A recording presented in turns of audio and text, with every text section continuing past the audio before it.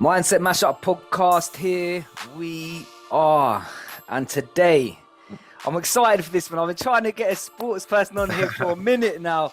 And listen, today I'm spending 5 minutes with a British champion, won over 95%, boxed 102 rounds, world titles.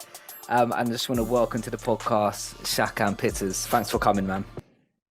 Thank you, man. I appreciate you having me as well, man. And I didn't even really check the rounds that I've done, so you just updated me on the rounds that I've done as well. Yeah, listen, you can But find out a lot on the internet nowadays. You can find yeah, out a lot. yeah, 102, that's big, man. That's big. And yeah, listen, this podcast, as I said, is Mindset Mashup. It's all about mindset, all about sort of the way that we go about doing our day to day. And I yeah, think I get a lot of inspiration from people, boxing, football, basketball, all different athletes, because I don't need to tell you that a lot of it's a mind game, right? yeah, definitely, man. I feel like our mind in anything what we do in life, our mind is our biggest challenge. And once you learn how to control that and overcome it, then the world's your oyster. You can achieve anything really, any kind of heights. It's just controlling your mind, because that's always going to set the doubt, isn't it? And almost tell you as well that you can't do something, your own mind. So yeah. 100%. Look, I said earlier, you've won over 95% of your fights, over 100 rounds, and I'm just wondering how has mindset helped you achieve results like that? I've always took the positive side, whether in a good situation or bad, and I feel like I always carry the belief in myself with whatever I do or put my head to. I feel like it's also important in life to have a sense of direction of a why. So you'd have a why of why you're doing a podcast. You're passionate about something, or you're passionate about sporting and whatever it may be. So my why has always been like my daughter. Had my daughter, and it's like my why has always been to try and ensure that she's had a good future ahead of herself, and as well as I can do something what I could focus on myself to then lead to whatever I want to do, through boxing. So boxing was never my dream. It was football, but I so happened to be decent at boxing. My dad took me to a gym with my brothers, and as I say, man, for me, I've always believed in anything I put my head to do that I can achieve it, and I've always been my own biggest fan with that. Like I've never allowed anyone's doubt to creep in and derail me off that. So that's where my positive mindsets always came through to get through what each fight, each round, or in any obstacle in life, and just reach the heights that I believe I can reach, whether it's in a good situation or bad. Yeah, and I think it's so true, man. And I've said this on the podcast a lot now. I genuinely believe that to achieve success, it's never about can I or can I not? It's will I or will Mm. I not? It's like, have Yeah, I got the endurance to deal with failure and continue going? Can I go through because we all know it's easy to be good when the sun's out, but it's what you do in the storm yeah. which really gets. And that's where I think mindset comes in. And I'm just wondering as well, 102 rounds. That's a lot. That's a lot. I don't know how many minutes that is. I wish I worked that out. That's a lot. That's a lot of time spent in the ring. And what what That's what life 102 times three. like is that what it is? That's I'm like, not even going to try. so that's I what it don't. is. Yeah. It's So that's 306 rounds, isn't it? Well, 306, no, 306 minutes. I don't know. we don't I have to do failed the math. maths. So to be fair, Don't worry. I It's know how not a to maths count. podcast. I know how to count money, but I failed math. Yeah, yeah.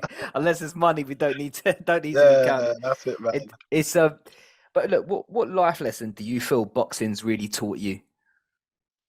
It's taught me loads of in respecting, fellow humans.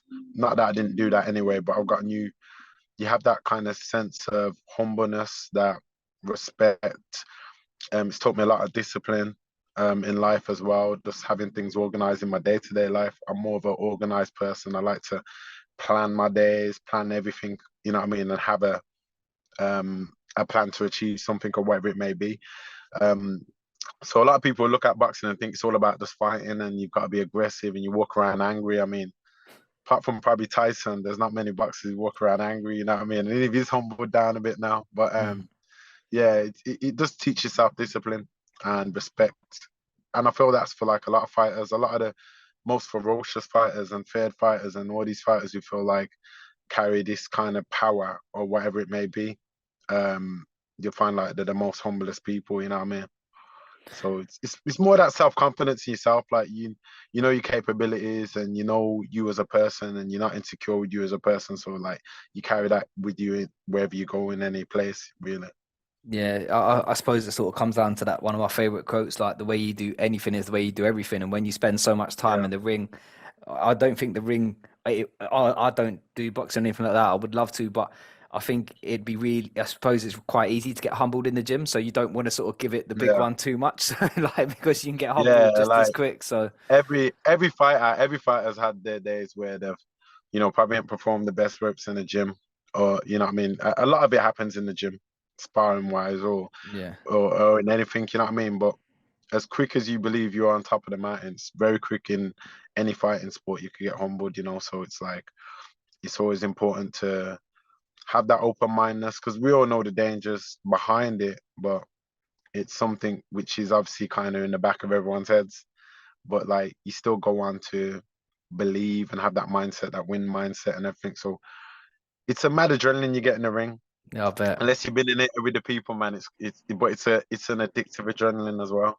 Like it's an addictive good adrenaline, especially when you are winning, your hands raised and all that, and you put in all the work over camp. It's a great adrenaline, man, and it's a good buzz. So while you're there, while I'm at the stage where I'm at, especially in boxing, and God forbid it all carries on. I want it all to carry on, and smooth sailing, and obviously in good health. Um, you've just got to kind of focus, have that drive to focus on the goal and why it is, and enjoy the journey of what we're doing as well, because it seems like a long career at times, but it's also a short one. It could be over in Yeah. a blink. And it goes quickly. Even it does Yeah, go quickly, doesn't it? Regardless of what we do, man. And the last question is, look, as I said, I'm spending 5 minutes with UK celebrity, UK sportsmen, entrepreneurs, all sorts of different well-known UK individuals, just like yourself. And now you're on the podcast. I hope you watch a couple of more episodes. But in the future, yeah. who would you like to see me spend 5 minutes on the podcast with? As much influential people you can, man. I mean, there's not one like is in boxing terms. Obviously, one of my Yeah. favorite fighters, Thomas Hearns. So it'd be good if you got a legend like him, man.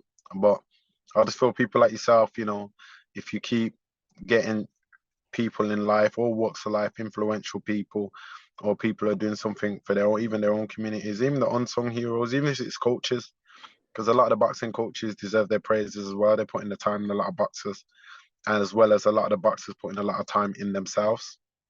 So a lot more in sports anyway, in my sport, if you can get the coaches and other boxers who are, doing well in the sport and things are role models, then it's always good for the next generation for them to kind of tap in the 5 minutes into them and see what they do, and and listen to their story, because it's like you know the fighter like through whatever you may watch them on some other interviews, but to then know a deep, a more in depth view of the more relaxed one. When, for example, me, I've just finished getting my hair cut, and you're just talking to me on a normal day. That's different. That's away from boxing. So it'd be good for you to get as many more influential people you can. Not, and I hope you build your platform as well. I hope it continues. You're doing good things, and your interviews are good. So yeah, man, I wish that your platform grows and builds. No, thank you, man. I appreciate it. And thanks for your time today. And for those that are still watching, listen, I'm going to put all of Shakan's Instagram handles and all the socials in the description. So go listen, go run that up, go like these guests up because they give their time to me. If you're new here, then welcome here. Go subscribe to the YouTube. Go do that. Follow me on the socials at Real Talk George. But for now, till next time, God bless you. Let's go.